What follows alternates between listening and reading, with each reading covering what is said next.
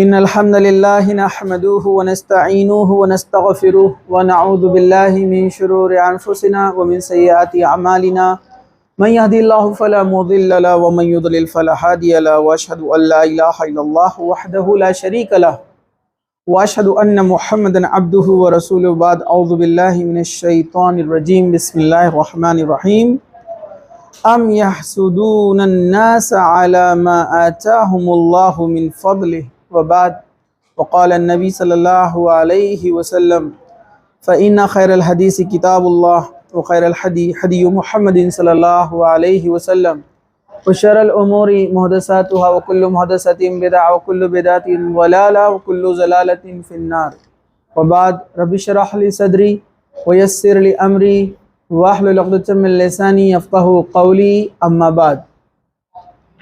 تمام قسم کی تعریف اللہ رب العزت کے لیے ہے جو تمام جہانوں کا پالنے والا ہے، اور درود و سلام ہو ہمارے پیارے نبی محمد رسول اللہ صلی اللہ علیہ وسلم پر۔ انشاءاللہ تعالیٰ آج ایک اہم عنوان کے تحت ہم کچھ علم حاصل کرنے جا رہے ہیں، اور جو ایک سماجی برائی ہے اور بہت زیادہ کثرت سے ہمارے سوسائٹی اور سماج میں یہ بس گیا ہے، رچ گیا ہے اور پنپ رہا ہے، وہ ہے حسد۔ مطلب گھر گھر اس سے کوئی بھی بچا نہیں ہے۔ انسٹیٹیوشنز، ادارے، اسکول، کالج، جہاں لوگ جمع ہوتے ہیں، جہاں سوسائٹی موجود ہے، وہاں پر یہ چیز موجود ہے، وہ ہے حسد۔ تو حسد، اس کے اسباب کیا وجوہات ہیں، اس کے نقصانات، اس سے کیا کیا نقصان ہوتے ہیں، اس کے درجے، سٹیجز، لیول حسد کے، اور اس سے کیسے بچا جائے، انشاءاللہ یہ درس میں ہم انشاءاللہ تمام چیزوں کا علم حاصل کریں گے، ٹھیک ہے۔ حسد کہتے کسے ہیں؟ حسد کا اگر لغوی معنی دیکھا جائے، کسی سے جلنا ہم اس کو کہتے ہیں اپنے عام زبان میں، اپنے ہند پاک اور جو ہے بر صغیر کے اندر کسی سے جلنا، جلن رکھنا ہے نا۔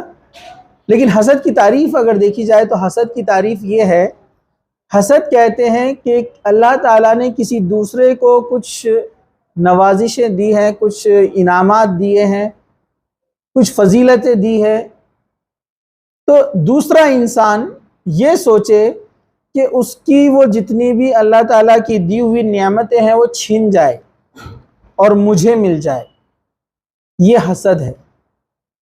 یا مجھے نہ بھی ملے تو کم از کم اس سے چھن جائے، اسے کہتے ہیں حسد۔ اور ہمارے معاشرے کے اندر ہر کوئی اس کا شکار ہے۔ اصل میں مسئلہ یہ ہے کہ بہت سارے لوگ حسد اپنے اندر رکھتے ہیں لیکن ان کو پتہ ہی نہیں کہ اسے حسد کہتے ہیں، اس لیے یہ جاننا آپ کے لیے بہت ضروری ہے۔ دوسرا، اس درس کو ہمارے لیے بہت ضروری سمجھنا اس لیے بھی ہے کہ حسد سب سے عجیب گناہ ہے۔ مطلب دوسرے گناہ ایسے ہے کہ انسان نے گناہ کیا تو گناہ لکھا جاتا ہے، ایک گناہ مل گیا اس کو، لیکن حسد ایسا گناہ ہے کہ آپ جب حسد کرتے ہیں تو آپ کو گناہ تو لکھے جاتا ہے لیکن جو نیکیاں آپ نے کی ہے وہ ختم کر دی جاتی ہیں۔ سب سے ڈینجر ہے نا۔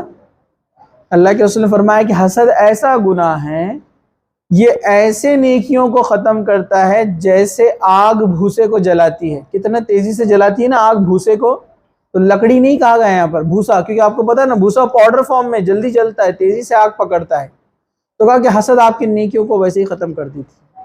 مطلب دوسرے گناہ کا معاملہ کیسا ہے، گناہ کرے تو ایک گناہ لکھے جاتا ہے، لیکن حسد کا معاملہ کیسا ہے، گناہ بھی لکھا گیا اور جو نیکیاں آپ کر رہے تھے، نماز، قرآن کی تلاوت، عبادت، ذکر، اذکار، سب ختم، مطلب اکاؤنٹ نیل ہو گیا۔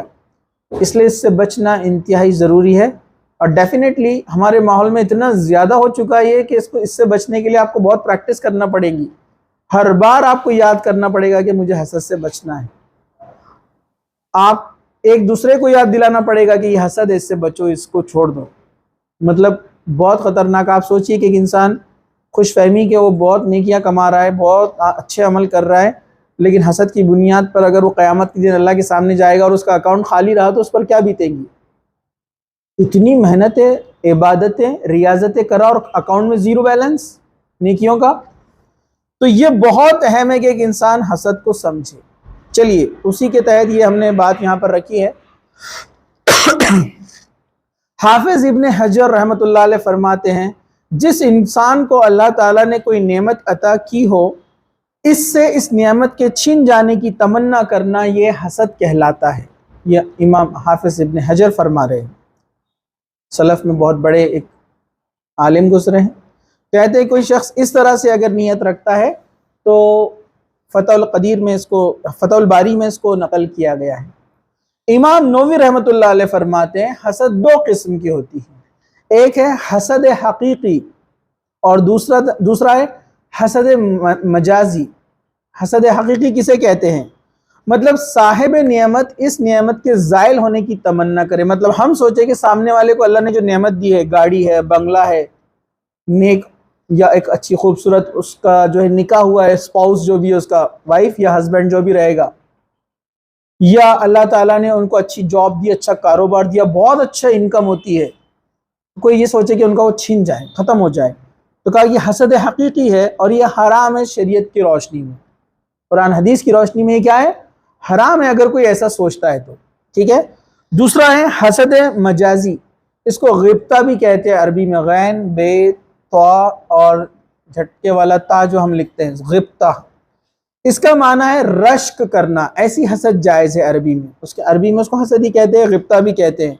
یعنی اللہ تعالیٰ نے کسی کو کوئی نعمت دی ہے اور آپ یہ سوچے کہ اگر یہ نعمت مجھے مل جائے تو میں بھی اس کا صحیح استعمال کروں گا، لوگوں کی خدمت کروں گا، اللہ کے راہ میں جو ہے نیکیاں کروں گا، اللہ کی راہ میں خرچ کروں گا، ایسی حسد جائز ہے، اس کو حسد مجازی کہتے ہیں، غبطہ کہتے ہیں اس کو عربی میں۔ یہ مسلم شریف کی شرح میں اس کو لکھا گیا ہے۔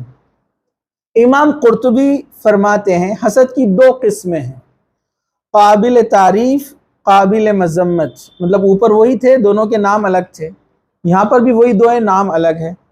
قابل مذمت یعنی جس کی مذمت کی جائے، وہ یہ کہ کسی مسلمان کو جو نعمت اللہ نے عطا کی ہے اس کے ختم ہونے کی خواہش رکھنا، یہ مذمت والی حسد ہے، ٹھیک ہے۔ تو یہ مذمت مطلب یہ حرام ہے، جائز نہیں ہے، ٹھیک ہے۔ حسد کی اس قسم کا ذکر اللہ تعالیٰ نے قرآن میں کیا ہے، سورہ النساء آیت نمبر 54۔ اللہ تعالیٰ فرماتے ہیں ام یحسدون الناس علی ما آتاہم اللہ من فضلہ، یا وہ لوگ اس پر حسد کرتے ہیں کہ جو اللہ نے انہیں اپنے فضل سے دیا رکھا ہے، ٹھیک ہے۔ مطلب اللہ تعالیٰ نے کسی کو اپنے فضل سے جو دیا ہے، لوگ اس کے ختم ہونے کی خواہش کرتے ہیں، یہ حسد کون سی ہو گئی؟ حرام ہے۔ یہ حسد کون سی ہو گئی؟ مذمت والی حسد ہو گئی۔ الجامع الاحکام والقرآن میں اس کو یہاں پر امام رازی اسی طرح فرماتے ہیں کہ کسی بھائی کو اللہ تعالیٰ نے اگر کوئی نعمت دی ہے تو اس کے زائل ہونے، ختم ہو جانے کی تمنا کرنا، اس کے چھن جانے کی تمنا کرنا، یہ جو ہے مذمت والی ہے، اور اس کا یہ جو ہے شریعت میں حرام ہے، جائز نہیں ہے۔ اور اس کے اپوزٹ ہوتا ہے غبطہ یعنی منافسہ، یعنی جس کا مطلب ہے رش کرنا۔ ایسی حسد کرنا دو چیزوں میں جائز ہے، وہ فرماتے ہیں، جس کے تعلق سے حدیث آگے آئیں گی کہ دو چیزوں میں حسد جائز ہے۔ ایک یہ کہ اللہ نے کسی کو علم دیا ہے، بہت اچھا علم، تو ہم یہ خواہش کریں کہ اللہ اگر ہمیں یہ علم دے تو ہم بھی اس شخص کی طرح اللہ کی راہ میں اس علم کو پھیلائیں گے، لوگوں کو علم بانٹیں گے۔ دوسرا، اللہ نے کسی کو خوب مال دیا ہے، وہ اللہ کی راہ میں خرچ کرتا ہے، لوگوں کی مدد کرتا ہے، تو ایسی حسد آپ کر سکتے ہیں، اللہ اگر مجھے بھی دے گا تو میں بھی لوگوں پہ خرچ کروں گا، اللہ کی راہ میں خرچ کروں گا، یہ حسد بھی جائز ہے۔ یہ دو طرح کی حسد اسلام میں جائز ہے۔ اب حسد کے مراتب، مرتبے، سٹیجز، اس کو ذرا غور سے سنیے، طویل ٹاپک ہے، میں شارٹ میں اس کو کور کرنے کی کوشش کر رہا ہوں، ٹھیک ہے۔ پہلا مرتبہ، کوئی انسان دوسرے انسان کی نعمت کے چھن جانے کی تمنا کرے، یہ سب سے بدترین مرتبہ ہے حسد کا۔ سورہ النساء آیت نمبر 32 اللہ سبحانہ وتعالیٰ نے فرمایا وَلَا تَمْتَمَنَّوْا مَا فَضَلَ اللَّهُ بِهِ بَعْضُكُمْ عَلَى بَعْضٍ، اور اس چیز کی تمنا نہ کرو جس میں اللہ نے تم میں سے بعض کو بعض پہ فضیلت دے رکھی ہے۔ مطلب اللہ نے اگر کسی کو فضیلت دی ہے، اللہ نے کسی کو اچھا مال دیا ہے، کافی مال دولت ہے، اللہ نے اچھی گاڑی دی ہے، اس کو اچھا بنگلہ دیا ہے، حلال مال سے اس نے اپنے کمایا ہے، کسی کو اللہ تعالیٰ نے نیک خوبصورت بیوی عطا کی، یا کسی کو نیک شوہر عطا کیا، خوش مزاج شخص اس کی زندگی میں دیا ہے. لوگ اس سے بھی حسد کرتے ہیں. آپ کو پتہ ہے کچھ لوگ پریشان رہتے ہیں, میں کیسے خوش نہیں, وہ کیسے خوش ہے, ایسے کیسے ہو سکتا ہے. یہ چلتا ہے سوسائٹی سماج میں. آپ کو معلوم ہے, آپ جانتے ہیں ہمارا سب سے بڑا سر درد کیا ہے پتہ ہے؟ ہمارا پریشانی نہیں ہے, ہمارا سب سے بڑا سر درد یہ ہے کہ دوسرا کیسے خوش ہے. یہ بڑا مسئلہ ہے. ان کے پاس اتنا کیسے آ رہا ہے, ہم بھی تو محنت کرتے ہیں. تو اللہ تعالیٰ نے کہا یہ اللہ کا فضل ہے, وہ جسے چاہتا ہے دیتا ہے. آپ اس پہ پریشان ہو کر اس کی چھن جانے کی تمنا یا اس سے آپ بری نظر مت رکھو. اللہ نے دو بھائی ہے, ایک ہی ساتھ رہتے ہیں, دونوں ایک ہی باپ کی اولاد ہے, دونوں کی فیملی ہے, دونوں محنت کرتے, دونوں جاب کرتے. اللہ نے کسی کو زیادہ دیا ہے, اس کے پاس زیادہ مال دولت ہے, اور ایک کے پاس نہیں ہے. تو جس کے پاس نہیں ہے اس نے حسد نہیں کرنا چاہیے, اس نے دعا دینا چاہیے, اللہ تعالیٰ نے میرے بھائی کو دیا ہے, اللہ اس کو اور دے. اللہ ایسے بندوں سے خوش ہوتا ہے. اور آپ کو پتہ ہے ہمارے پیچھے ایک فرشتہ لگا رہتا ہے ہمیشہ. جب ہم دعا کرتے ہیں نا, اللہ میرے بھائی کی مدد کر, تو فرشتہ آپ کے لیے دعا کرتا ہے, اے اللہ اس بندے کی مدد کر, کیونکہ یہ اپنے بھائیوں کی فکر کرتا ہے. تو یہ بڑی عجیب بات ہے, ہم دوسرے کے چھین جانے کی تمنا کرتے ہیں. تو اللہ نے کہا کہ ہم نے جس کو دے رکھا ہے اپنے فضل سے, جس پر فضل کیا ہے, آپ اس کے چھین جانے کی تمنا نہ کرو, یہ غلط چیز ہے. دوسرا مرتبہ یعنی دوسرا مراتب میں یعنی سٹیج جو ہے حسد کی, وہی ہے حاسد انسان یہ تمنا کرے کہ فلاں کے پاس جو نعمت ہے وہ اس سے ختم ہو کر مجھے مل جائے. پہلے والے میں سوچ رہا تھا چھین جائے, اب کیا سوچ رہا, اس کی ختم ہونا اور میرے کو مل جانا. جیسے کچھ آدمی رہتے, اس کا بزنس ٹھپ پڑ ہو جانا اور اپنا زبردست چل پڑنا. کیوں ایسی بے عقلی کی بات کرتے ہیں؟ ہم ایسا کیوں نہیں بولتے کہ اللہ اس کا بھی چلائے اور میرا بھی چلائے, اللہ اس کو بھی برکت دے اور میرے کو بھی برکت دے. حالانکہ اس میں فائدہ ہے, اللہ آپ کو برکت دے گا, اچھے آپ کا بھائی بھی اچھا خوشحال رہے گا اور آپ بھی خوشحال رہیں گے نا. کچھ لوگ تو بڑے عجیب ہے, فلاں انسان اس دنیا سے چلا جائے تو اس کی پراپرٹی اپنے حصے میں آ جائے. ہاں ایسے سوچتے ہیں لوگ. آپ کو لگ رہا ہوگا کہ ہو سکتا ہے کچھ لوگ سوچ رہے ہوں گے, لیکن جو جوائنٹ فیملیز میں رہتے ہیں ان کو بہت اچھا تجربہ رہتا ہے اس چیز کا, ان کو بہت معلومات رہتی ہے اس چیز کے تعلق سے. جو انڈیویجول رہتے ہیں ان کو نہیں معلوم رہتا ہے سب. تو کچھ لوگ ایسی تمنا کرتے ہیں. تو بڑے عجیب عجیب دنیا میں عجیب و غریب لوگ رہتے ہیں. میں آپ کو کچھ مثالیں دوں گا تو آپ ہنسیں گے. فلاں شخص کی عورت بہت خوبصورت ہے, اس کا انتقال ہو جائے بیچارے کا, میں اس سے نکاح کر لوں. ایسے واقعات علماء نے لکھے ہیں کتاب میں, ایسے ہوئے. آپ کو کیسا عجیب لگ رہا نا؟ ہاں, ہم ایسے انسان کے بارے میں ابھی آپ لوگ کیا سوچ رہے ہیں, کیا ذلیل انسان ہے.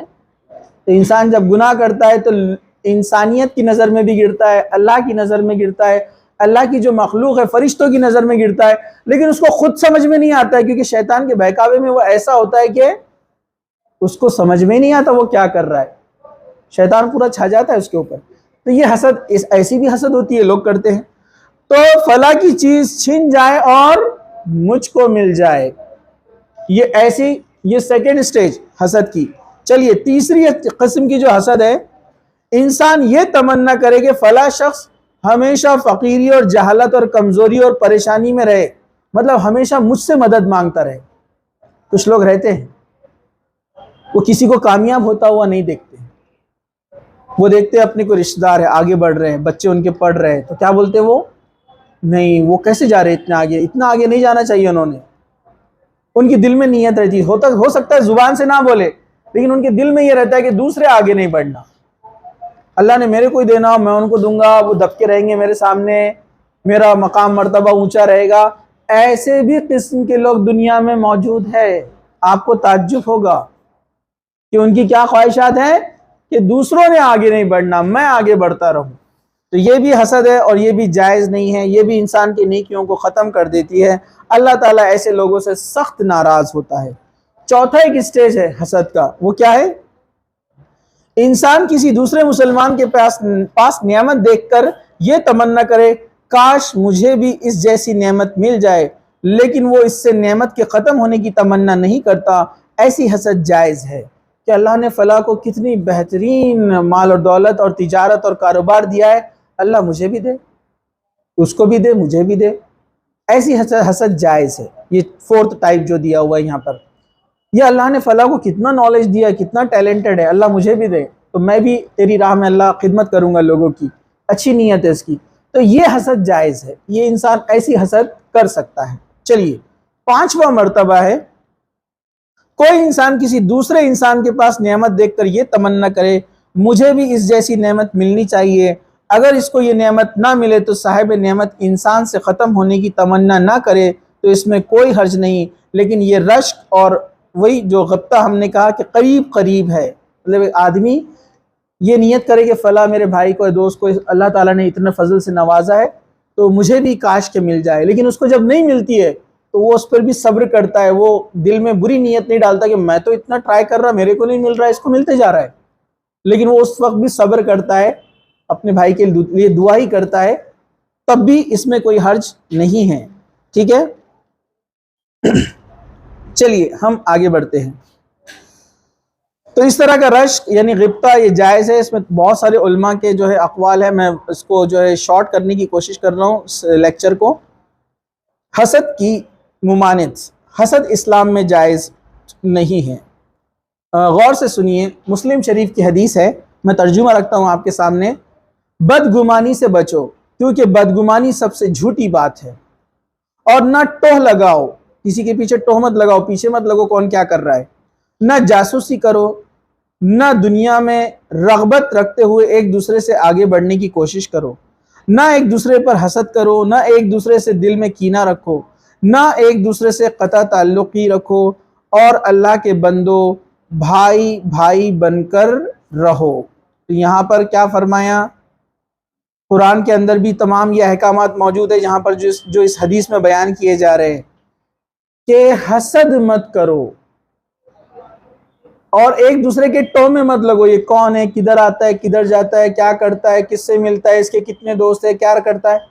ہاں اسلامی جو ہے حکومت میں کوئی جاسوس ہے، کوئی حکومت کے لیے کام کرتے وہ الگ چیز ہے، لیکن خامہ کا ڈے ٹو ڈے لائف میں کسی کے پیچھے تاک جھانک کرنا جس کو بولتے ہیں، ان کے گھر میں کیا چل رہا، ان کے گھر میں کون مہمان آئے، اب کون جا رہا ہے، کس نے پیسے لا کر دیا، کس نے، بہت فکر رہتی ہے اپنے کو، اور خود کے بچے نہیں پڑھ رہے اس کا ٹینشن نہیں رہتا اپنے کو، دوسروں کا بڑی فکر رہتی کون کیا کر رہا، دوسروں کے بچے کیا کر رہے، ان کے بچے نے کیا کانڈ کر کے آیا چلو دیکھیں گے جا کر، اپنا بچہ کیا کر رہا کوئی فکر نہیں ہے۔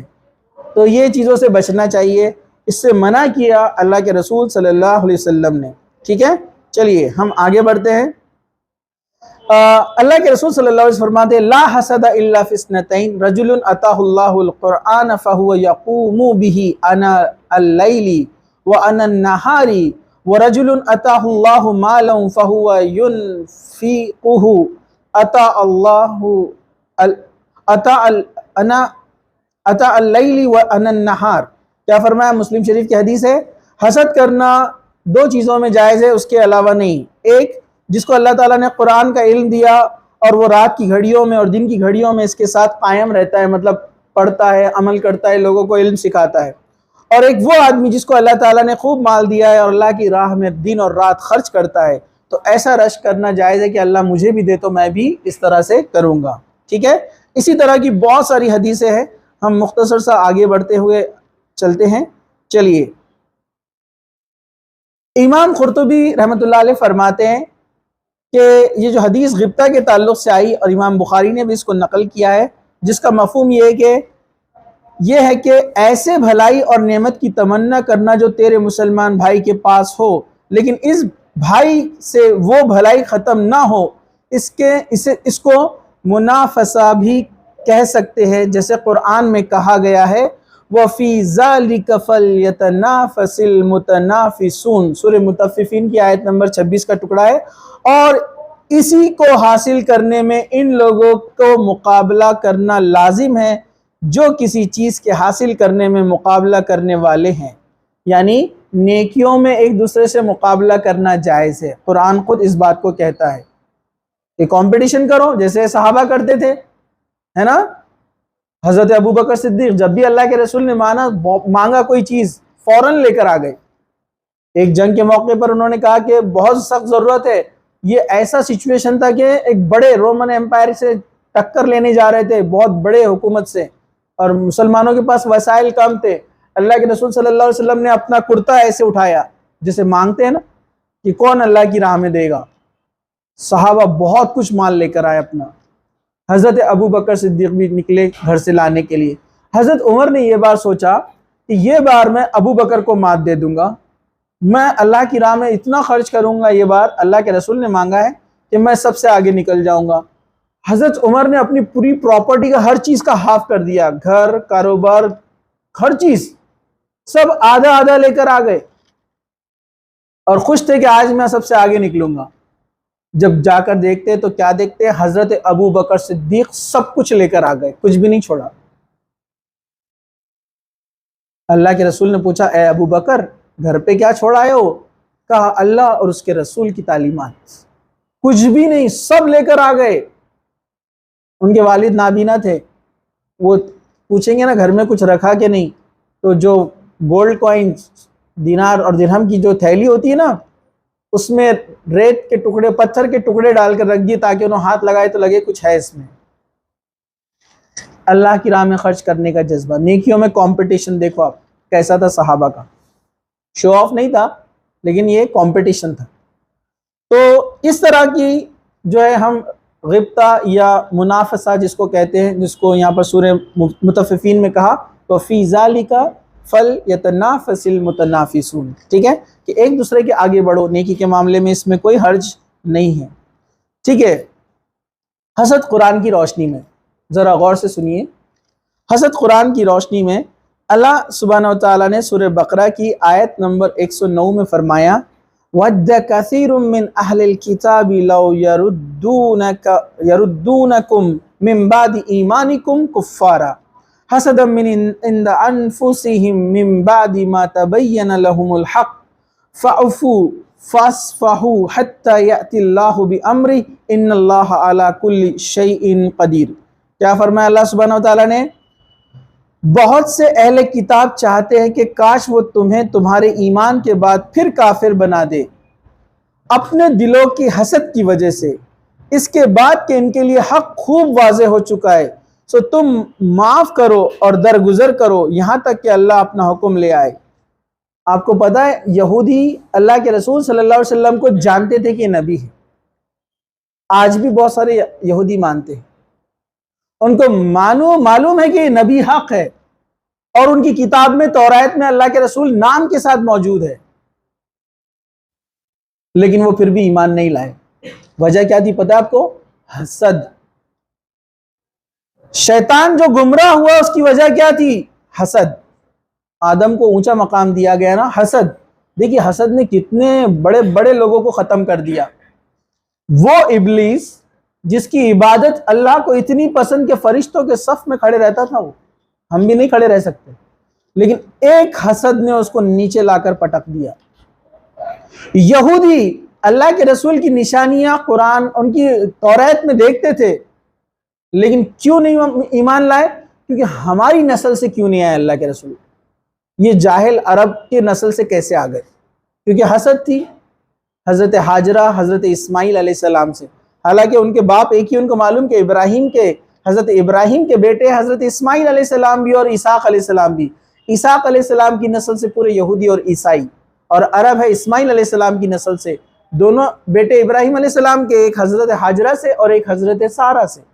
حضرت سارہ ان کو لگتا تھا ان کے اونچی نسل سے ہے، حضرت حاجرہ کیونکہ مصری تھی، مصر کی رہنے والی تھی نا، تو حسد کہ وہ نسل سے کیوں آئے۔ دیکھیے ایک حسد نے پوری قوم کو گمراہ کر دیا۔ حسد اتنی بری چیز ہوتی ہے، یہ آپ کے اعمال برباد کر دیتی ہے، آپ کو گمراہی میں لے کے چلے جاتی ہے، حق کو دیکھنے کے بعد بھی قبول کرنے کی آپ میں وہ کیا کرتی ہے؟ صلاحیت کو کھو دیتی ہے۔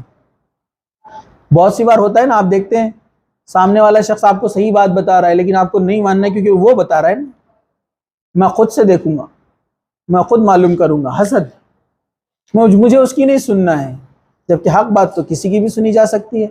پچھلی بار ہم نے دیکھا آیت الکرسی شیطان آ کر بتا کے گیا نا حضرت ابو ہریرہ کو، اللہ کے رسول نے فرمایا ہمیشہ جھوٹ بولتا ہے وہ شیطان ہے، لیکن یہ بار سچ بول کر گیا۔ تو حسد بہت خطرناک چیز ہے، یہ آپ کی نیکیوں کو برباد کر دیتا ہے اور آپ کو گمراہی کی طرف لے کے چلا جاتا ہے۔ چلیے اسی طرح اللہ تعالیٰ نے سورہ نساء آیت نمبر 54 میں فرمایا یا وہ لوگ اس پر حسد کرتے ہیں جو اللہ نے انہیں اپنے فضل سے دے رکھا ہے، مطلب اللہ جسے چاہتا ہے اپنے فضل سے دے اور جسے چاہے نہ دے، اور اللہ جس کو دیتا ہے اس کی مرضی ہوتی ہے، جس کو نہیں دیتا اس میں بھی اس کی بھلائی ہوتی ہے جس کو نہیں دیا گیا ہے، لیکن وہ حسد کرنے لگتا ہے کہ اس کو کیوں دیا۔ ہم یہ نہیں جانتے کہ ہم کو کیوں نہیں دیا، ہو سکتا ہے آپ کو وہ چیز دی جاتی تو آپ گناہوں میں پڑ جاتے، اس لیے اللہ نے آپ کو اس سے روکے رکھا۔ اللہ کی ہر چیز کے پیچھے حکمت ہوتی ہے۔ تو حسد انسان کیوں کرتا ہے، اور حسد کر کے وہ اللہ تعالیٰ کا نافرمان بن جاتا ہے، کیوں؟ کیونکہ وہ تقدیر الہی پر سوال اٹھا رہا ہے نا، کہ اس کو کیوں دیا، مجھ کو کیوں نہیں دیا۔ یہ تقدیر کا معاملہ ہے، اللہ جسے چاہے گا دے گا، اور اس میں اللہ کی حکمت ہے۔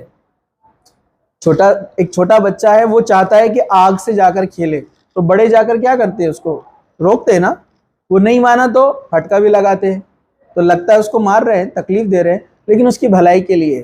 تو ویسے دنیا میں اللہ نے کسی کو کچھ چیزیں نہیں دی ان کی بھلائی کے لیے، کیونکہ ان کا نیچر ویسا ہے کہ اگر ان کو وہ چیز دے دی جائے تو اس کو غلط استعمال کرے۔ تو اللہ تعالیٰ کو بہتر معلوم ہے کہ کس کو کیا دینا ہے اور کس کو نہیں دینا ہے۔ اسی طرح سورہ فتح کے اندر اللہ تعالیٰ نے فرمایا، ان قریب پیچھے چھوڑ دیے جانے والے لوگ کہیں گے، جب تم کچھ غنیمتوں کی طرف چلو گے تاکہ انہیں لے لو، ہمیں چھوڑ کے ہم تمہارے ساتھ چلیں گے۔ وہ چاہتے ہیں کہ اللہ کے کلام کو بدل دے، کہہ دیجئے تم ہمارے ساتھ کبھی نہیں جاؤ گے، اس طرح اللہ نے پہلے سے کہہ دیا۔ تو وہ ضرور کہیں گے، بلکہ تم ہم سے حسد کرتے ہو، بلکہ وہ نہیں سمجھتے تھے مگر تھوڑا۔ یہ کچھ لوگوں کے تعلق سے ذکر کیا گیا ہے کہ مشیت الہی یعنی اللہ تعالیٰ کی طرف سے جو فیصلہ ہو گیا تھا ایک قوم کے لیے، تو دوسری قوم یہ سوچنے لگی کہ تم ہم سے حسد کرتے ہو اس لیے ہمیں پیچھے چھوڑ کر جا رہے ہو، جبکہ اللہ تعالیٰ نے کہا کہ اس میں اللہ کی حکمت تھی اور اللہ تعالیٰ یہ چیز چاہتا تھا۔ ٹھیک ہے، تو یہاں پر اس کی تفصیل ہم انشاءاللہ آگے دیکھیں گے۔ اللہ تعالیٰ نے قرآن میں کہا کہ حسد بری چیز ہے۔ آپ کو پتہ ہے حسد ایسی چیز ہے جو آپ کا نقصان تو کرتی ہے لیکن یہ سامنے والے کا بھی نقصان کرتی ہے، اس لیے اللہ تعالیٰ نے قرآن میں کہا حسد کرنے والوں سے پناہ طلب کرو۔ وَمِن شَرِّ حَاسِدٍ اِذَا حَسَد، سورہ فلق آیت نمبر 5۔ اور میں پناہ مانگتا ہوں اللہ کی تمام حسد کرنے والوں کی حسد سے، جب وہ حسد کرنے لگے۔ حسد سے کیا ہوتا ہے؟ حسد کرنے والے نے تو سب سے پہلے اپنا نقصان کر لیا۔ کیا نقصان کیا؟ نیکیاں ختم، راستے سے بھٹک گیا، اللہ تعالیٰ کی تقدیر پر سوالیہ نشان۔ سمجھا آپ کو؟ بہت بڑا نقصان اٹھا لیا اس نے۔ اب جس سے حسد کر رہا ہے اس کے لیے بھی نقصان دہ، اس کے لیے بھی ڈینجرس ہے نا۔ حسد میں انسان کیا کرتا ہے؟ تکلیف پہنچانے کی کوشش کرتا ہے۔ جس سے وہ حسد کرتا ہے نا، وہ کوشش کرتا ہے کہ میں اس کو نقصان پہنچاؤں، فزیکلی بھی نقصان پہنچاتا ہے، کبھی کسی کے ذریعے نقصان پہنچاتا ہے، کبھی کیا کرتا ہے، کچھ لوگ رہتے نا عجیب لوگوں کو، میں نے دیکھا کچھ ایسے بھی رہتے ہیں، میں نے دیکھا محکمے کے لوگوں کو، محکمہ تو معلوم ہے، سمجھ گیا ہوں گے نا، ہاں محکمہ ڈپارٹمنٹ، اپنے ہی بھائی کے خلاف اس کی کمپلین کرتے ہیں، ذرا دیکھو والا اس کا ٹیکس کا معاملہ بہت آ رہا اس کے پاس، اس کا ہی بھائی، کبھی کبھار تو سگے بھائی بھی نکلتے ہیں ایسے۔ خیر مسلم بھائی بھی تو کافی ایک مضبوط رشتہ ایمان کا ہونا چاہیے نا، خبریں دیتے ہیں، دیکھو والا اس کے پاس بہت آ رہا، کیا بات ہے، ذرا چکر لگاؤ ذرا۔ یہ آدمی نے اپنی پوری نیکیاں برباد کر دیا۔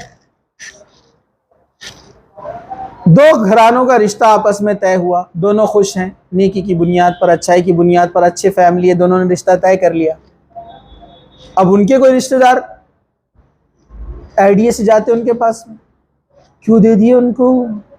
ارے معلوم کیا کیسے، وہ تم کو نہیں معلوم؟ ان کو سب معلوم رہتی، پوری دنیا کی خبر رہتی ہے ان کو، مطلب جبرائیل ان کو بول کر ہی پورے طے کرتے معاملات ہے نا، اللہ تعالیٰ کے احکامات ان کو سب معلوم رہتا، کیوں دے دیے ان کو، کیسے، تم کو پتہ ہے کہ یہ حسد ہے۔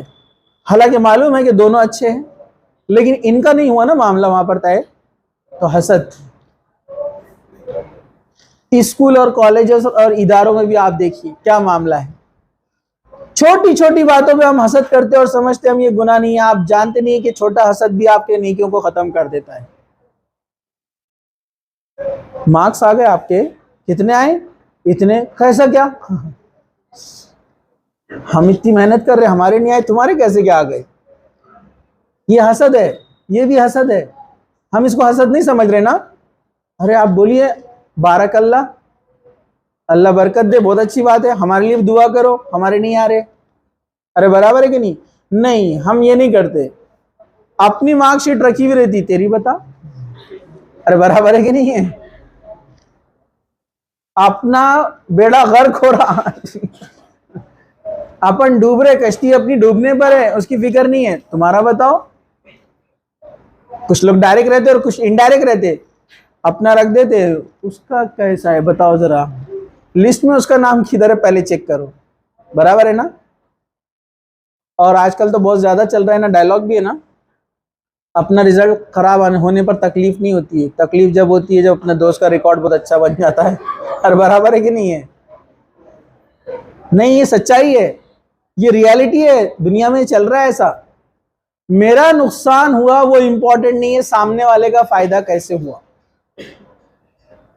تو چلیے، اب ضروری ہے کہ اس سے بچنے کی ترکیبیں بھی ہمیں معلوم ہونا چاہیے کہ اس سے کیسے بچا جائے۔ حاسد کا انجام تو بہت برا ہے، میں نے آپ کے سامنے بتا دیا، مومن حاسد نہیں ہو سکتا۔ لیکن اس سے پہلے تھوڑی اور ایک چیز، حسد کے اسباب تھوڑا غور سے سن لیجئے، تھوڑا ٹائم جائے گا لیکن سن لیجئے آپ لوگ۔ حسد کے اسباب، کن وجوہات سے انسان حسد کرتا ہے، ریزنز، یہ بھی امپورٹنٹ ہے۔ بیماری کا پتہ بھی تو ہونا چاہیے نا، بیماری کیوں ہوتی ہے، تو بچنے میں آسانی رہتی ہے۔ سب سے پہلا ہے بغض اور عداوت، یعنی دشمنی۔ دشمنی کی بنا پر انسان حسد کرتا ہے، جیسے سورہ آل عمران آیت نمبر 119 اور 120، کیا کہا اللہ تعالیٰ نے؟ اور وہ جب تم سے ملتے ہیں تو کہتے ہیں کہ ہم ایمان لائے، اور جب اکیلے ہوتے ہیں تو تم پر غصے سے انگلیوں کی پورے کاٹ کاٹ کر کھاتے ہیں، کہہ دیں اپنے غصے میں مر جاؤ۔ یہ منافقوں کے تعلق سے اللہ تعالیٰ کیا بول رہا ہے؟ تم اپنے غصے میں اور حسد میں مر جاؤ، بے شک اللہ سینوں کی بات خوب جاننے والا ہے۔ اگر تمہیں کوئی بھلائی پہنچے تو انہیں بری لگتی ہے، اور اگر تمہیں کوئی تکلیف پہنچتی ہے تو اس پر خوش ہوتے ہیں۔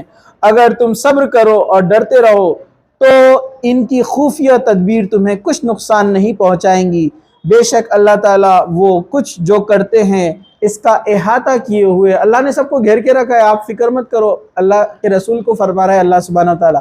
یہ منافقین کرتے تھے، افسوس کی بات ہے ہمارے معاشرے میں بھی یہ سب چل رہا ہے۔ منافقین کو حسد کیوں تھی؟ منافقین کو مسلمانوں سے حسد کیوں تھی؟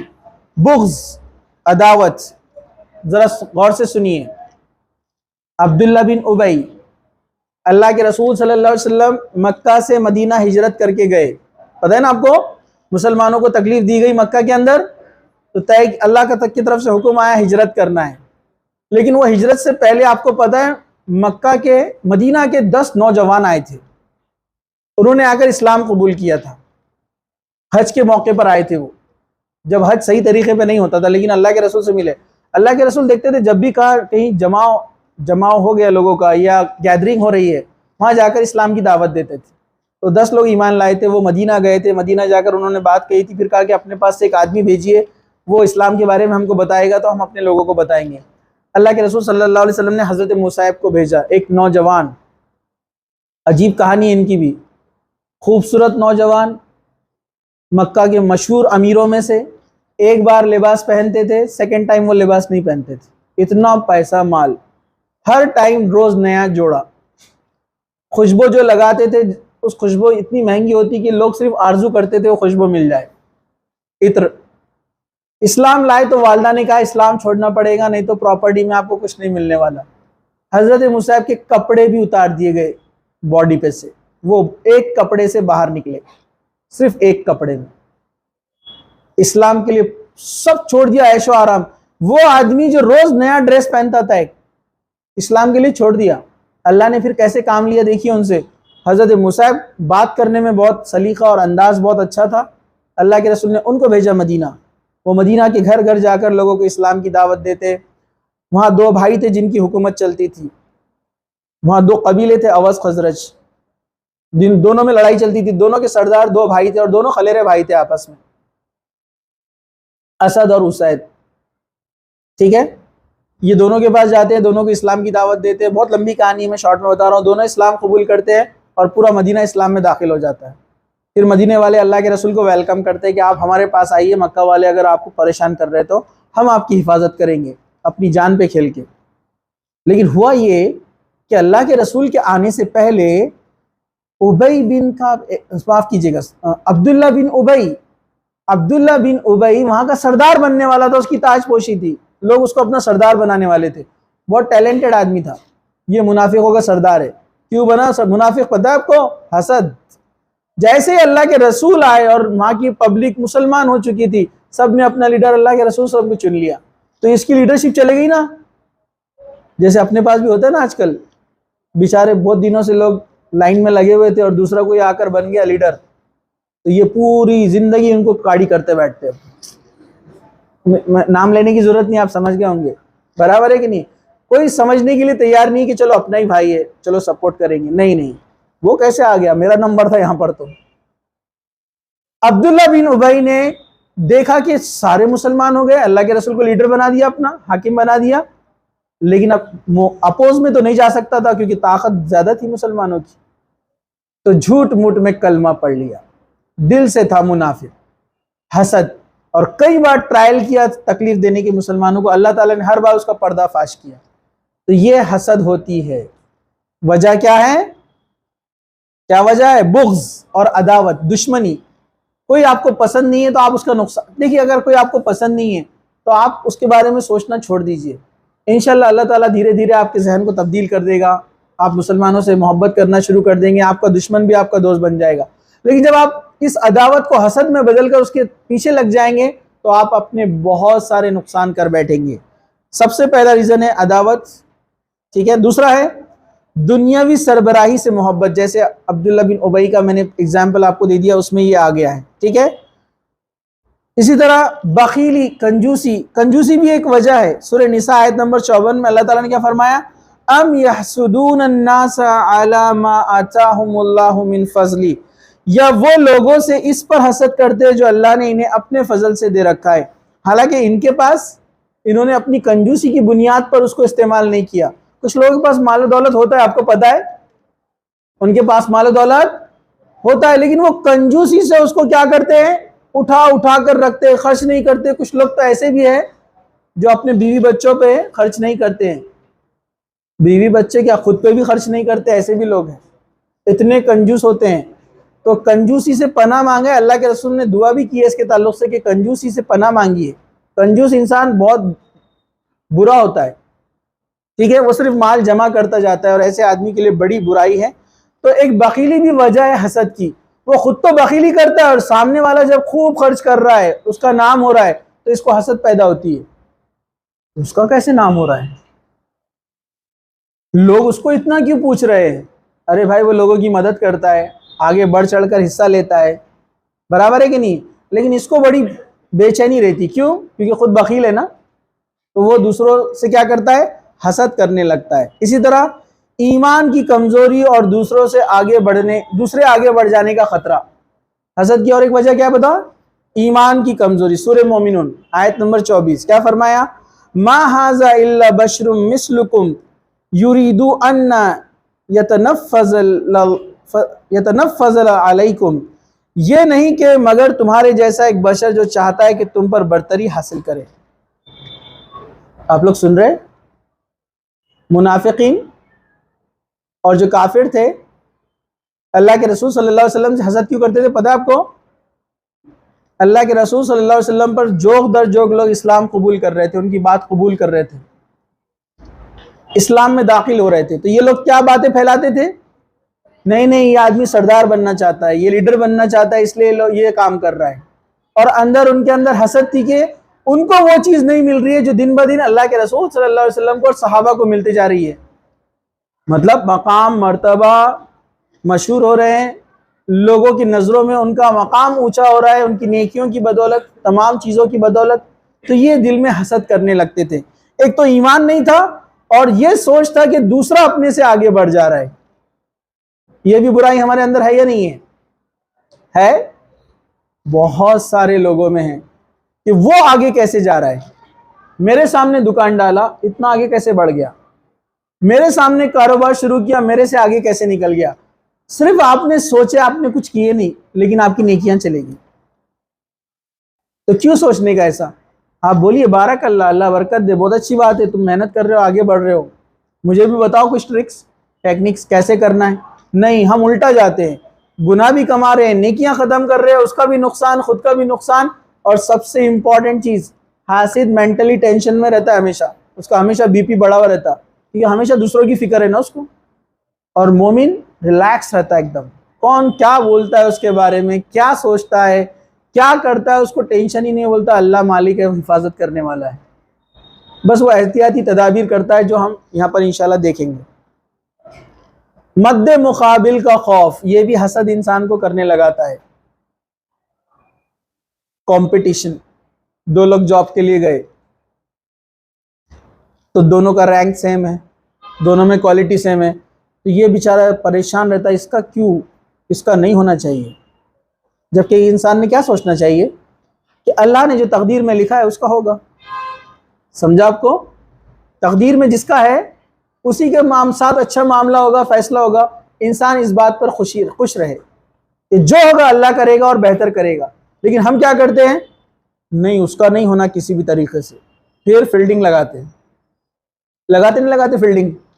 ارے برابر ہے کہ نہیں ہے؟ دو لوگ کھڑے ہوئے الیکشن میں، یہ جو اپنے پاس برائی چلتی نا وہ بتا رہا ہوں، تو یہ ان کے پنٹر معلوم ہے ہم لوگوں کو، چیلے رہتے ہیں، چمچے، برابر ہے کہ نہیں؟ سب کو جمع کرتے ہو، کیا بات ہے، کہاں سے آ رہا اس کے پاس، کیسے کیا کھڑے ہو گیا ہوں؟ ذرا فیلڈنگ لگاؤ والا، ذرا دیکھو رہا اس کے بارے میں. اور وہ بھی بہت فرما بردار رہتے حسد کے معاملے میں. جو چیلے رہتے نا، باس ابھی دیکھتے اپن، دیکھو میرا کمال بس کیسا نکالتا میں اس کو. برابر ہے کہ نہیں ہے؟ یہ تو بڑے لیول پہ ہو گیا، چھوٹے لیول پہ بھی چلتا ہے. دو لوگ ایکول آ گئے تو یہ کیسا آگے جا رہا، اتنا آگے کیسے چلا گیا میرے سے. سگے بھائی بھی ایک دوسرے کو کراس کرتے ہیں، بڑے افسوس کی بات ہے. کنٹینیو کرنا ہے نا؟ آپ لوگ سن رہے ہیں؟ ہاں چلیے ہم آگے بڑھتے ہیں. مد مقابل کا خوف، یہ بھی ایک چیز ہے. جبکہ میں اس کے سلوشن بھی آپ کو شارٹ میں بتا رہا ہوں، جو اسباب ہے اس کے سلوشن اور بچنے کا طریقہ آگے آئے گا انشاءاللہ. ٹھیک ہے؟ لوگوں کو اپنے ماتحت رکھنے کا شوق، یہ بھی ایک ڈینجرس چیز ہے. مسلم شریف کی حدیث ہے، سیدنا سعد بن ابی وقاص رضی اللہ عنہ فرماتے ہیں، سورہ انعام کی آیت نمبر 52، وَلَا تَطْرُدِ الَّذِينَ يَدْعُونَ رَبَّهُمْ بِالْغَدَاوَةِ وَالْعَشِيِّ کے بارے میں فرماتے ہیں یہ آیت ہم 6 لوگوں کے بارے میں نازل ہوئی ہے. ان میں دیکھیے سعد بن ابی وقاص فرما رہے ہیں ہم 6 لوگوں پر یہ آیت نازل ہوئی تھی ہمارے لیے. کیا؟ میں، عبداللہ ابن مسعود بھی ہم اس میں شامل تھے. مشرکین نبی کریم صلی اللہ علیہ وسلم سے کہتے تھے تو ان لوگوں کو اپنے قریب کرتا ہے. اور ایک روایت میں یہ الفاظ ہے، سعد رضی اللہ عنہ بیان کرتے ہیں کہ ہم 6 آدمیوں کا گروہ نبی کریم صلی اللہ علیہ وسلم کے پاس ہمیشہ رہتا تھا.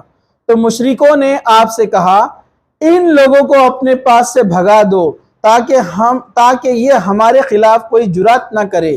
سیدنا سعد فرماتے ہیں میں، ابن مسعود، قبیلہ حذیل کا ایک آدمی، بلال اور 2 آدمی جن کا نام میں نام نہیں لینا چاہتا، رسول اکرم صلی اللہ علیہ وسلم کے پاس تھے.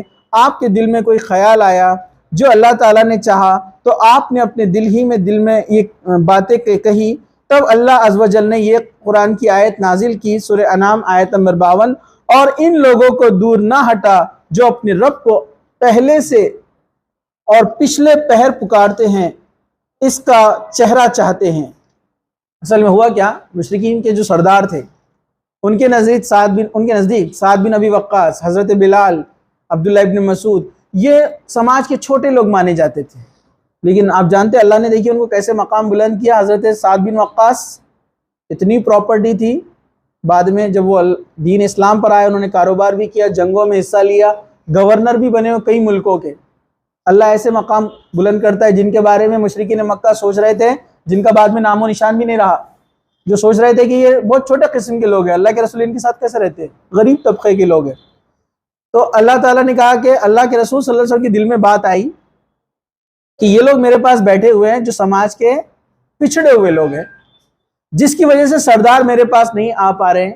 دل میں خیال تھا کہ اگر یہ لوگ آئیں گے تو میں ان سے اسلام کی دعوت دوں گا۔ اللہ کے رسول کی نیت بری نہیں تھی، صرف نیت یہ تھی کہ اگر یہ لوگ ہٹیں گے تو ان کو بلا کر ان سے بات کی جائیں گی۔ تب اللہ تعالیٰ نے کیا کہا؟ نہیں اے نبی، آپ کے دل میں یہ خیال بھی نہیں آنا چاہیے کہ آپ ان کو چھوڑ کر ان سے بات کریں۔ یہ وہ لوگ ہیں جن کو پچھڑے لوگ مانا جا رہا ہے، یہ وہ لوگ ہیں جن دن اور رات اللہ کو پکارتے ہیں۔ مطلب اس سے ایک بات بھی پتہ چلی، دوستی اور قربت کا معیار کیا ہونا چاہیے؟ تقوی۔ مطلب ہمارا دوست، ہماری سہیلی وہ بنیں گی جو زیادہ نیک ہے۔ ہمارا دوست، ہمارا سہیلی وہ نہیں بنیں گے جن کے پاس زیادہ مال ہے، جو خوبصورت ہے، سماج میں کوئی مقام ہے، ان کا اونچا اسٹیٹس ہے، بڑی گاڑیاں ان کے پاس ہے یا بڑے گھر ہیں ان کے۔ یہ کبھی کرائٹیریا نہیں بنے گا۔ کرائٹیریا کیا بنے گا؟ تقوی۔ تو اللہ تعالیٰ نے کہا کہ یہ وہ لوگ ہیں جو دن اور رات جو اللہ کو پکارتے ہیں، تو ان سے تیری نظر نہیں ہٹنا چاہیے۔ اللہ کے رسول سے فرما رہے اللہ سبحانہ و تعالیٰ، ٹھیک ہے؟ تو یہ بھی ایک حسد کی وجہ ہے کہ دوسرے ہم سے آگے جا رہے ہیں، اور وہ مشرکین مکہ کرتے تھے ان صحابہ سے، ٹھیک ہے؟ چلیے اب ہم آگے بڑھتے ہیں۔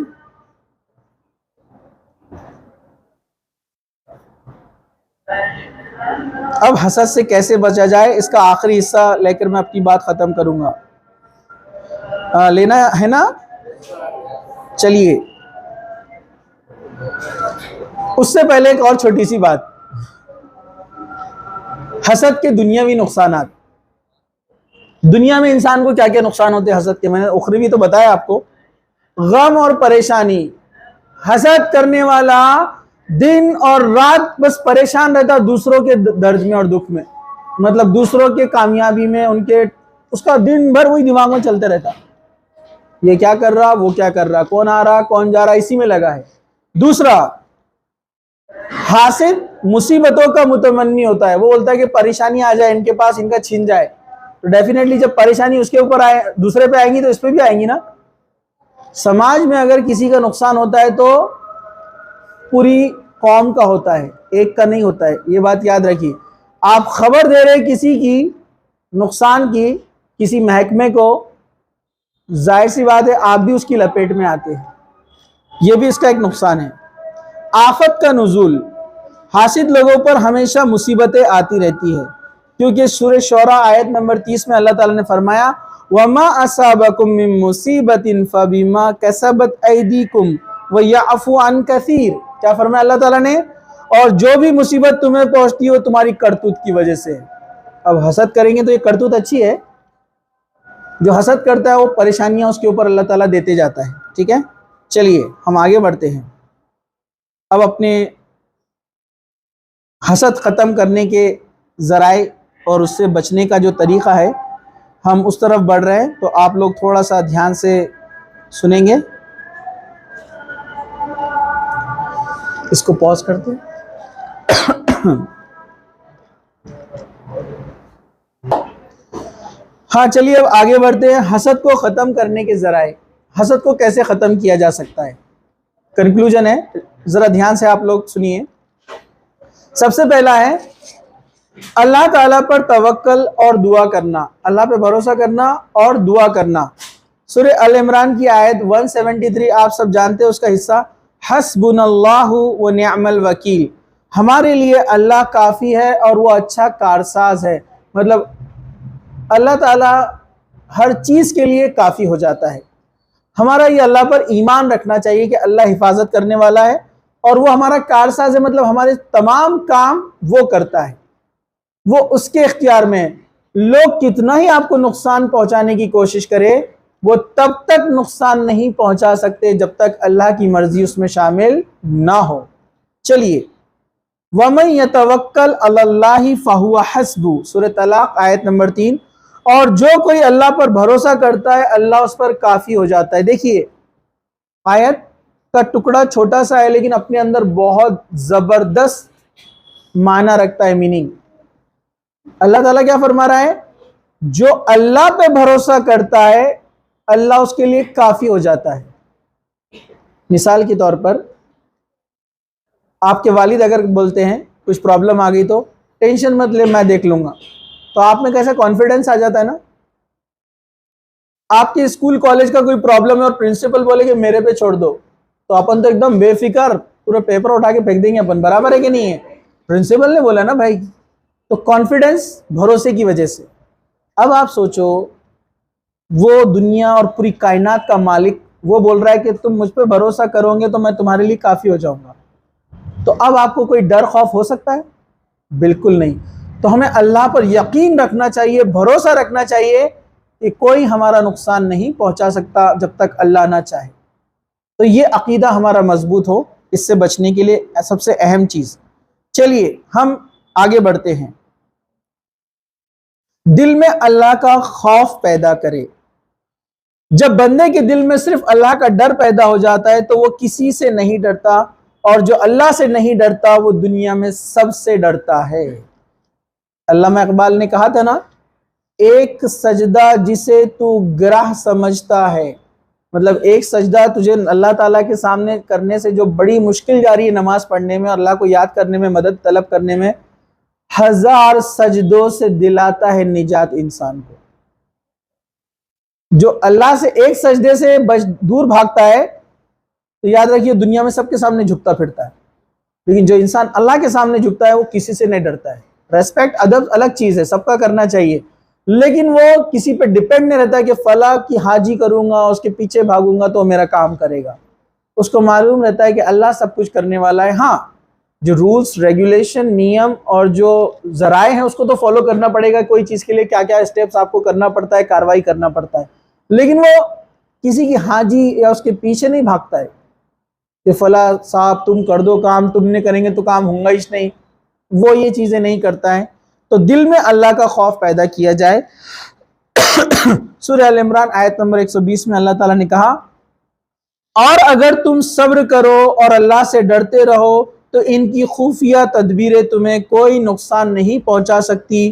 بے شک اللہ وہ جو کچھ کرتے ہیں اس کا احاطہ کیے ہوئے, وہ اللہ کی باؤنڈریز میں وہ کچھ بھی نہیں کر سکتے.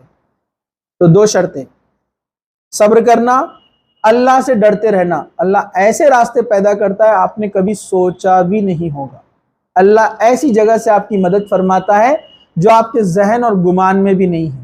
ٹھیک ہے, تو اللہ کا خوف. ٹھیک ہے, چلیے اسی طرح حدیث میں آتا ہے کہ تو اللہ تعالیٰ کی حفاظت کر, وہ تیری حفاظت کرے گا. تو اللہ کی حفاظت کرے تو اس کو اپنے سامنے پائے گا. یہ حدیث کا ٹکڑا ہے. اللہ کی حفاظت سے مراد کیا ہے؟ اللہ تعالیٰ کے احکام کی حفاظت. اس نے جس چیز سے آپ کو روکا ہے اس سے رک جانا, اور جو کرنے کے لیے کہا ہے عبادت نمازیں وغیرہ وہ آپ کو کرنا ہے. اللہ کے حکم کو جو مانتا ہے اور اللہ کی منع کیا کردہ یعنی گناہوں سے بچتا ہے. میں نے اپنی لائف میں یہ ایکسپیرینس کیا ہے. میں نے دیکھا جتنا میں اپنے آپ کو گناہوں سے میں نے بچایا, میں نے بتایا آپ کو لائف کا پہلا پارٹ اتنا اچھا نہیں تھا, لیکن جیسے جیسے نیکیاں کرتے رہے اللہ تعالیٰ نے ہر چیز میں آسانی پیدا کی. مطلب وہ ڈر خوف میں زندگی نہیں رہی. وہ چیزیں جو ہم چاہتے تھے دنیا گزارنے کے لیے چاہیے وہ سب ملتی رہی. تو نیکیوں پہ عمل کرنے اور گناہوں سے بچنے سے اللہ تعالیٰ آپ کی حفاظت فرماتا ہے. اللہ تعالیٰ آپ کو وہ چیزیں دیتا ہے جو آپ نے خواہش نہیں بھی کی, اور دنیا والے آپ کا نقصان نہیں پہنچا سکتے. اور یہ آپ نے کئی واقعات آپ کے والدین سے بھی سنے ہوں گے کہ ایسا ایک بار ایسا معاملہ ہوا کہ فلاں چیز میں ہم بڑے پریشان تھے, اللہ نے ایسی مدد کیا. اور کیوں مدد کیا؟ کیونکہ ہم نے نمازیں پڑھے, ہم نے روزے رکھے, ہم تمہارے دادا دادی کی یعنی خدمت کیا کرتے تھے, اللہ نے ان کے خدمت کے بدلے ہماری مدد فرمائے. ایسے واقعات سنے نا آپ نے, کئی واقعات ایسے آپ کر کے دیکھیے, نیکیوں پہ چل کر دیکھیے آپ, اللہ تعالیٰ تمام برائیوں سے آپ کی حفاظت فرمائے گا. امام ابن قیم فرماتے ہیں جو اللہ تعالیٰ کی حفاظت کرے گا اللہ تعالیٰ اس کی حفاظت کرے گا. وہ بندہ جہاں کہیں بھی چلا جائے گا اللہ تعالیٰ اس کے محافظ اور نگران بن کر پہنچے گا. وہ اللہ کو اپنے سامنے پائے گا تو وہ کسی سے ڈر محسوس نہیں کر سکتا. بہت اہم چیز ہے. اور قرآن کی جو آیت ہے جو اللہ کو یاد کرتا ہے وہ اپنے سامنے اللہ کو پاتا ہے. اس کا جو مفہوم ہے ایک آیت کا, ایک واقعہ اس کے پیچھے ہے اور یہ صحیح واقعہ ہے. یہ کتاب کا نام بھول گیا ہوں میں جس میں اس واقعے کو نقل کیا گیا. ایک یمن کے قریب یا مکہ کے اوپر کے قریب جو ہے قریبی علاقے میں ایک آدمی تھا جو گائیڈ تھا، گائیڈ لوگوں کو راستہ دکھانے والے پرانے زمانے میں گائیڈ ہوتے تھے. تو اس ایک آدمی سے کانٹریکٹ لیا گیا کہ فلاں شہر سے دوسرے شہر تک اس کو پہنچانا ہے. اس نے اس کو اپنی سواری پر بٹھایا اور لے کر چلنے لگا گائیڈ. لیکن وہ آدمی لٹیرا تھا. آدھے راستے میں پہنچنے کے بعد وہ بولتا ہے اپن یہ رائٹ کی طرف سے جائیں گے، شارٹ کٹ ہے. وہ گائیڈ بولا میں اتنے سالوں سے آتا ہوں، ادھر تو کوئی راستہ نہیں ہے. وہ بولا مجھے پتا ہے. بولے تم چلو میرے ساتھ. اس کو لے گیا ایک وادی میں جہاں کوئی نہیں آتا ہے، اور خنجر نکالا اور کہا کہ چل اپنا پورا سامان مال مجھے دے دے ورنہ تجھے قتل کر دوں گا. تو اس نے پورا سامان دے دیا. کہا کہ ٹھیک ہے تو اب لوگوں کو بتا دے گا میرے بارے میں، اس لیے تجھے قتل کر دیتا ہوں. تو گائیڈ بولا دیکھو میں نے سب دے دیا، اب مجھے قتل مت کرو. وہ بولا کہ نہیں تو لوگوں کو بتا دے گا میرے بارے میں، تجھے تو میں قتل کروں گا. اب وہ کوئی بھاگ بھی نہیں سکتا تھا کیونکہ کوئی ٹرینڈ آدمی نہیں تھا کہ فائٹ کر سکے. اس نے کہا مجھے صرف 2 رکعت نماز پڑھنے کا موقع دو. نماز پڑھا اور اس میں قرآن کی یہی آیت پڑھتا رہا، جو اللہ تعالیٰ کو یاد کرتا ہے تو اللہ تعالیٰ کیسے اس کو اکیلا چھوڑ دے. وہ بار بار پڑھتا رہا. اتنے میں اس نے سلام جب پھیرا تو دیکھا وہ آدمی مر کر پڑا ہوا ہے. اس کے جسم کے اندر ایک تیز جو ہے ایک بھالا، ایک یعنی جو خنجر ٹائپ ہوتا ہے اس کے پیٹ میں لگا ہوا ہے. پھر دیکھا اس نے ایک گھوڑ سوار وہاں سے پلٹ کر جا رہا ہے. تو یہ آدمی اس کو آواز دے کر کہنے لگا تو کون ہے؟ تو کہا کہ مجھے اس نے بھیجا ہے جس کو تو نے یاد کیا تھا. یعنی اللہ تعالیٰ فرشتوں کی مدد سے فرشتوں کے ذریعے لوگوں کی مدد فرماتے ہیں جو اللہ پر توکل کرتے ہیں. یہ صحیح واقعہ ہے جو گزرا ہے ایسا. ٹھیک ہے، ایسے اور بھی بہت سارے واقعات ہیں. چلیے آگے چلتے ہیں. تیسرا، حاسد کے شر سے اللہ تعالیٰ کی پناہ مانگنا چاہیے. دعا بہت اہم چیز ہے جس کو ہم بہت معمولی سمجھتے ہیں. اللہ تعالیٰ سے دعا کرنا چاہیے. علامہ ابن قیم فرماتے ہیں سورہ فلق اور سورہ ناس یہ سورت حاسدوں کے حسد سے بچنے کے لیے بہترین دعا ہے. آپ کو پتہ ہے سورہ فلق اور سورہ ناس یہ کب نازل ہوئی تھی؟ اس سے پہلے ہم نے اس کو دیکھا جب اللہ کے رسول پر جادو کیا گیا تھا. یہ صورتیں نازل ہوئی، ان کو معوذتین کہتے ہیں. اس کے معنی کو آپ کبھی غور سے پڑھیے، دیکھیے اس کا کتنا گہرائی والا معنی ہے کہ جو سورہ فلق اور سورہ ناس پڑھتا ہے، اللہ کے رسول صلی اللہ علیہ وسلم نے فرمایا یہ بہترین تعویذ ہے. تعویذ کہتے ہیں لٹکانے والی چیز نہیں، تعویذ مطلب حفاظت کرنے والی چیز. اسی سے اس کا نام معوذتین ہے، 2 حفاظت کرنے والی صورتیں. تو جو سورہ فلق اور سورہ ناس رات میں پڑھ کر سوتا ہے رات بھر اس کی حفاظت ہوتی ہے. آیت الکرسی بھی پڑھنا چاہیے. سورہ اخلاص، سورہ فلق، سورہ ناس تینوں. آیت الکرسی اللہ کے رسول ہر نماز کے بعد پڑھتے تھے. فجر اور مغرب کے بعد 3 مرتبہ پڑھتے تھے آپ یہ صورتیں تینوں بھی، سورہ اخلاص، سورہ فلق، سورہ ناس. جو ان 2 صورتوں کو پڑھتا ہے اللہ اس کی حفاظت ہر چیز سے فرماتا ہے. میں آپ کو اپنے بارے میں بتاتا ہوں.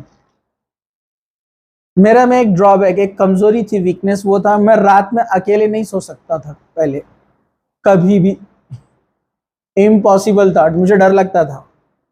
ایسا لگتا تھا کہ سونے کے بعد کوئی آ کر بیٹھ گیا اپنی چھاتی پر اور اس نے اپنا گلا دبا دیا. لٹرلی ایسے لگتا تھا، میں ایسا اٹھ کے بیٹھ جاتا تھا.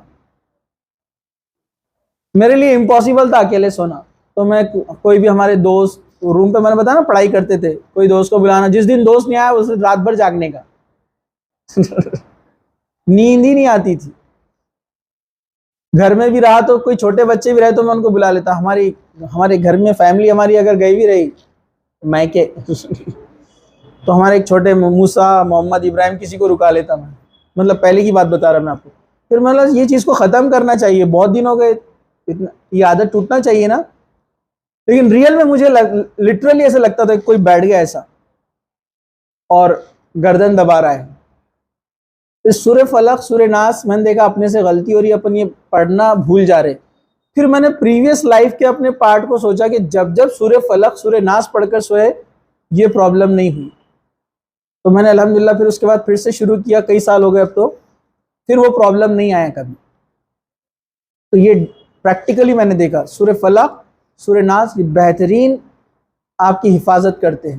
یہ تو صرف ہوا، یہ تو معاملہ ہوا یہ جن اور شیاطین کے تعلق سے، لیکن دنیاوی چیزوں میں بھی یہ آپ کی حفاظت فرماتے ہیں.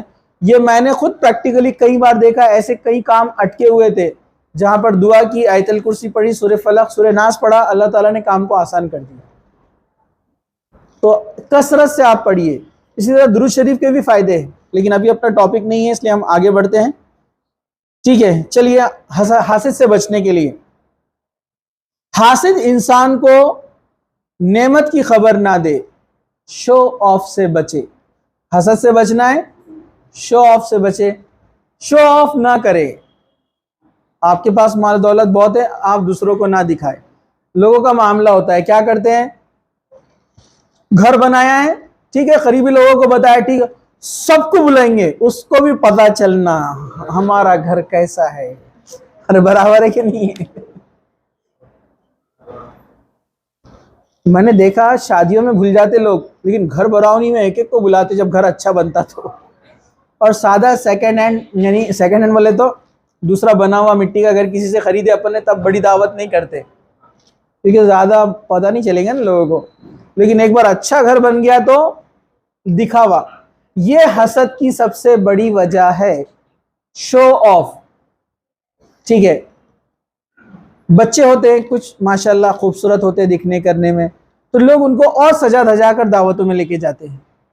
یہ بھی حسد کا ایک ذریعہ بن جاتا ہے, لوگ حسد کرنے لگتے ہیں. اسی طرح بچے نے آپ کے ٹاپ کیا ہے, ٹھیک ہے, قریبی جو لوگ خوش ہوتے ہیں, جو دعائیں دیتے ہیں ان کو بتائیے. جو لوگ آپ سے خوش نہیں ہوتے ان کو مت بتائیے. اپنے پاس الٹا معاملہ ہے, جو خوش ہوتے ہیں ان کو نہیں بتاتے, جو دعائیں دیتے کس کو بتاتے ہیں؟ ہاں, ان کو بھی پتا چلنا. بہت تعریف کر رہے تھے اپنے بچے کی, دیکھو ہمارے لال نے بھی کیا کیا. برابر ہے کہ نہیں ہے؟ برابر ہے کہ نہیں ہے؟ اگر اچھا پرسنٹیج نہیں آتا تو بتاتے تھے؟ نہیں بتاتے تھے. اب آ گیا زبردست, تو اب سب جگہ جا کر ڈھنڈورا پیٹیں گے. اچھا بتاتے بھی کیسا؟ ارے ہمارے بچے کا اتنا آ گیا. آپ کا بچہ تھا نا, اس کا کیا ہوا؟ وہ بولتے ہاں بس ٹھیک تھوڑا آ گیا, 60-55 کے آس پاس برابر. اچھا 55 آیا کیا؟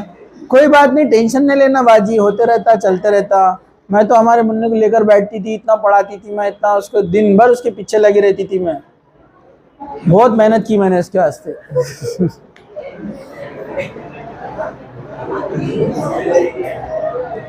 حسد کی یہ بھی ایک وجہ ہے, شو آف نہ کرے. ایک واقعہ میں نے پڑھا, ریئل میں ایک واقعہ تھا.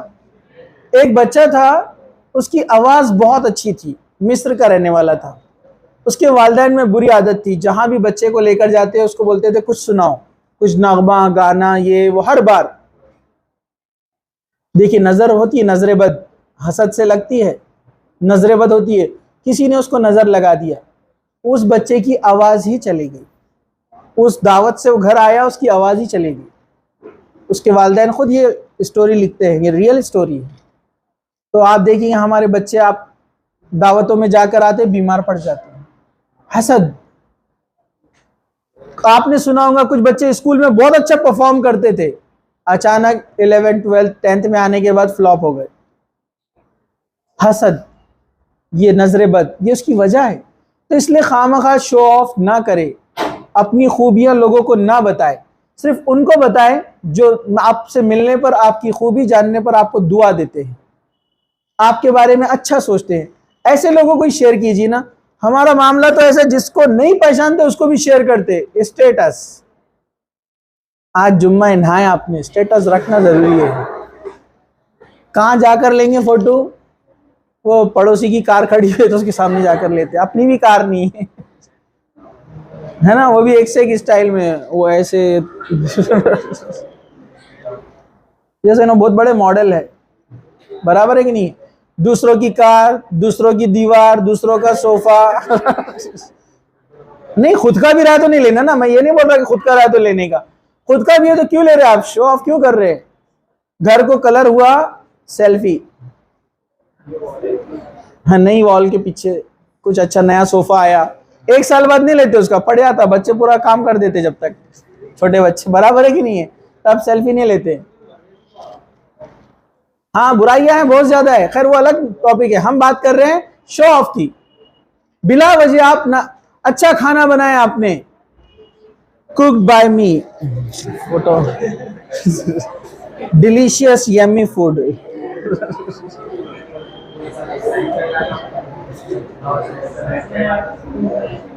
اگر آپ کو بتانا بھی ہے ٹھیک ہے، اس کی فوٹو لے رہے ہیں آپ، لے سکتے، بے جان چیز ہے، ان رشتہ داروں کو آپ سینڈ کیجئے جو دعا دیتے ہیں، خوش ہوتے ہیں، یا آپ کی بہنیں ہیں، کزن ہیں جو خوش ہوتے ہیں آپ دیکھ کر، آپ کو دعا بھی دیتے ہیں، یا ان کو بھی معلوم پڑے کہ آپ نے بنایا، کیونکہ انسان کو بھی خوشی ہوتی ہے کہ وہ کسی کو کوئی چیز بتائے جو اس نے کیا. ہیومن نیچر ہے، وہ چاہتا ہے کہ کچھ اچھا کرے تو لوگ اس کی تعریف کرے. تو آپ کر سکتے ہی ہے، لیکن لمٹ میں. ان لوگوں کو بتائیے جو آپ سے خوش ہوتے ہیں، آپ کو دعا دیتے ہیں، جو آپ کے آگے بڑھنے کی تمنا کرتے ہیں. اپنے رزلٹ، چھوٹا بھائی 10th میں پاس ہوتا ہے، لاک ڈاؤن کے رزلٹ فل اسٹیٹس بھرے ہوئے تھے. برابر ہے کہ نہیں ہے؟ سب کو معلوم ایگزام کیسے ہوا ہے. اسٹیٹس پہ کیوں ڈالتے ہیں آپ اس کو؟ صحیح نہیں ہے. تصویریں، شادی کی فوٹوز، یہ مت کیجیے آپ. اس سے برائیاں پھیل رہی ہے، لوگ حسد کرتے ہیں ان کے پاس، حالانکہ آپ کے پاس اتنا ہے بھی نہیں جتنا آپ بتا رہے. نہیں، اس سے آپ بچیے. ہم نے غیروں سے سیکھا ہے یہ. سورہ یوسف میں دیکھیے، سورہ یوسف میں ایک بہت بہترین بات ہے. لاسٹ بینچ، ایک بہترین بات سورہ یوسف میں آئی ہے، آپ غور کیجئے. سورہ یوسف میں حضرت یعقوب نے کیا کہا تھا؟ دیکھیے اپنے بچوں کو، یا بنیا لا تقصص رؤیاک علی اخوتک فیکیدوا لک کیدا ان الشیطان للانسان عدو مبین. اے میرے چھوٹے بیٹے، اپنا خواب اپنے بھائیوں سے بیان نہ کرنا، ورنہ وہ تیرے لیے تدبیر کریں گے، کوئی بری تدبیر. اور بے شک شیطان انسان کا کھلا دشمن ہے. یوسف علیہ السلام نے خواب دیکھا کہ 10 ستارے اور چاند سورج ان کو سجدہ کر رہے ہیں. یعقوب علیہ السلام نبی تھے، سمجھ گئے کہ بیٹا بھی بعد میں نبی بننے والا ہے، یہ اس کی پہچان ہے خواب کی. لیکن کیا کہا؟ اپنے بھائیوں کو یہ خواب کا تذکرہ نہیں کرنا، کیونکہ وہ حسد کرتے تھے، جلتے تھے. ایک اور اس میں سورہ یوسف میں ایک بہترین پوائنٹ ہے، آپ دیکھیے. اور ہوا نا ویسی، انہوں نے نقصان پہنچایا نا ان کو. ایک ہے اس میں سیکھ سورہ یوسف کے اندر. یوسف علیہ السلام کنویں میں جاتے، نکالا جاتا ہے، پورا واقعہ میں نے آپ کو بتایا. پھر مصر کے گورنر بن جاتے، بادشاہ بن جاتے، پتہ ہے نا آپ کو. پھر ان کے بھائی آتے ہیں، بھائی آنے کے بعد وہ جب آتے ہیں تو وہ اپنے چھوٹے بھائی کو بنیامین کو بہانے سے رکا لیتے یوسف علیہ السلام. پھر کہتے ہیں اپنے باپ کو لے کر آنا اگلی بار جب آؤں گے تو. ٹھیک ہے، وہ جاتے ہیں. نہیں، اس سے پہلے کا واقعہ ہے. یعقوب علیہ السلام نہیں آتے، اس سے پہلے جب ان کے بچوں کو بھیجتے وہ جاؤ مصر میں، انہوں نے غلہ جمع کر کے رکھا ہے. 7 سال قید سالی تھی نا، واقعہ بتایا میں نے آپ کو. تو جب وہ اناج لینے کے لیے آتے ہیں ان کے بھائی، تو ان کو گھر سے نکلنے سے پہلے یعقوب علیہ السلام کیا بولتے ہیں؟ تم جب شہر میں داخل ہوں گے مصر میں، الگ الگ دروازوں سے جانا، ایک دروازے سے نہیں جانا، کیونکہ وہ 11 بھائی تھے. تو ان کے والد نے جو بات کہی، امام ابن کثیر نے تفسیر ابن کثیر میں لکھا ہے، اس سے پتہ چلتا ہے کہ انہوں نے اپنے بچوں کو الگ الگ شہر کے دروازوں میں سے جانے کے لیے اس لیے کہا کہ پورے بھائی جب ایک ساتھ جائیں گے تو نظر لگیں گی. لوگ حسد بھی کرتے ہیں نا، اس سے نظر لگ سکتی ہے، نظر بد ہو سکتی ہے نا. اور یہ واقعہ ہمارے والد سناتے تھے، پریکٹیکل انہوں نے دیکھا. میں نے آپ کو بتایا تھا نا، ہمارے والد کے جو والد ہے، یعنی ہمارے جو دادا ہے، وہ کتنے 27 بھائی تھے. 27 مطلب 3 ماں سے. لیکن ہمارے جو پردادا ہے ان کی 3 بیویاں تھیں. 27 بردرز. ایک بار عید کے دن بولے وہ سب ایسے ہی تیار ہو کر ایک ساتھ نماز کو گئے تھے. اس کے بعد جو بیمار پڑے ایک کے بعد ایک انتقال ہوتا گیا.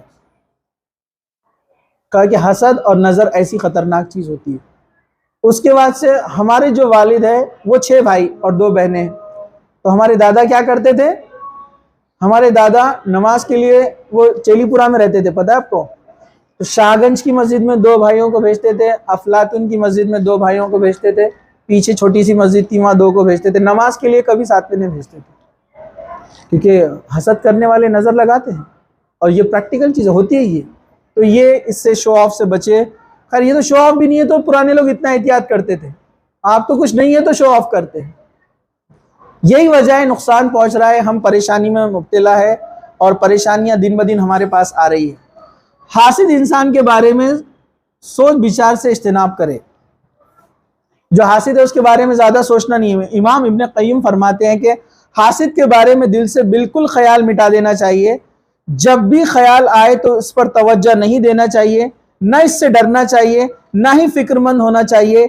ये सबसे ज़्यादा नफ़ा बख्श चीज़ है और इसके शर को ख़त्म करने के लिए असबाब में सबसे ज़्यादा कवी सबब यह है, इसकी मिसाल ऐसे ही है जैसे कोई इंसान अपने दुश्मन को बुलाए ताकि पकड़कर इसको सज़ा दे, तो अगर ये भाग जाए और इसके करीब ना आए तो दोनों एक दूसरे के शर से बचे रहेंगे। आपको पता है कि ये लोग आपसे हसद करते हैं, उनसे कांटेक्ट कम रखिए, नो कांटेक्ट। ना आप अपनी खूबियों के बारे में कभी उसको शेयर करेंगे, ना बताएंगे। घर में जो आने वाली अल्लाह ताला की नेमतें हैं उसको कभी शेयर नहीं करेंगे। हाँ, सलाम कलाम रखना, मुलाकात करना, उसको जाहिर नहीं करना कि हम उससे दूर भाग रहे हैं। इमाम इब्न क़य्यिम फरमाते हैं उससे दूरी बनाए रखिए। हमारा मामला ये कि हम वही घुसते, ये बड़ा प्रॉब्लम है।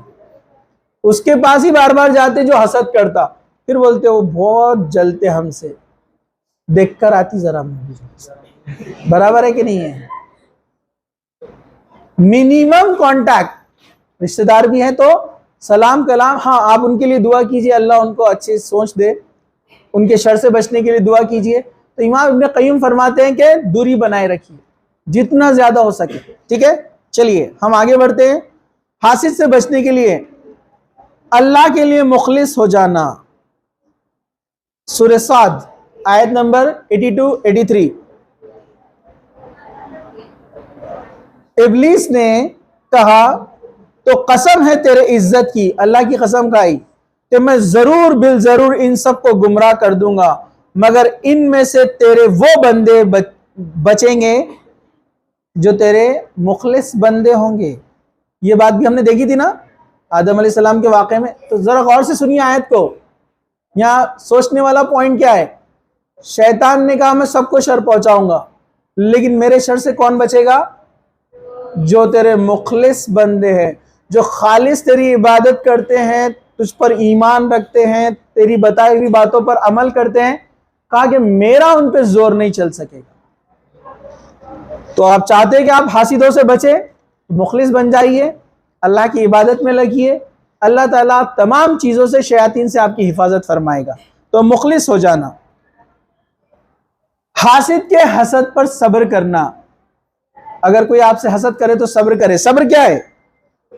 सब्र यह है कि आप उसका रिप्लाई ना दे, उसके लिए भी दुआ करे, खुद के लिए भी हिफाजत के लिए दुआ करे, जिक्र अस्कार का एहतमाम करे जो ऊपर गुजर चुका है। ये तमाम चीजें क्या रहेंगी? यहां पर सब्र करने के अंदर शामिल रहेंगे। हासिद पर एहसान करे, ये बहुत अच्छा फॉर्मूला है। हसद से बचने के लिए क्या करना है? हासिद पर एहसान करना है। इमाम इब्न क़य्यिम रहमतुल्लाह अलैह फरमाते हैं ये काम इंसान के लिए सबसे ज्यादा सख्त और मुश्किल है, क्योंकि जो आपका दुश्मन है, आपसे हसद करता है, आप उसकी भलाई करने जा रहे हैं तो बहुत मुश्किल जाता ना। तो फरमाते हैं बहुत मुश्किल काम है, इसकी तौफीक तो सादतमंद को ही मिलती है। ऐसा करने से बागी और हासिद की आग बुझ जाती है। हासिद इंसान से जिस कद्र हसद और जुल्म और ज्यादती, शर और तकलीफ देने में बढ़ता जाए, इस कद्र इस पर शफकत और एहसान किया कीजिए। सूरह हामीम सजदा आयत नंबर 34 से 36, सिर्फ तर्जुमा बताता हूं। और न नेकी बराबर होती है न बुराई। बुराई को इस तरीके से हटाओ जो सबसे अच्छा तरीका हो, तो अच्छा अचानक वो शख्स जो तुम्हारे दरमियान और इसके दरमियान दुश्मनी है, ऐसा हो जाएगा जैसे दिली दोस्त।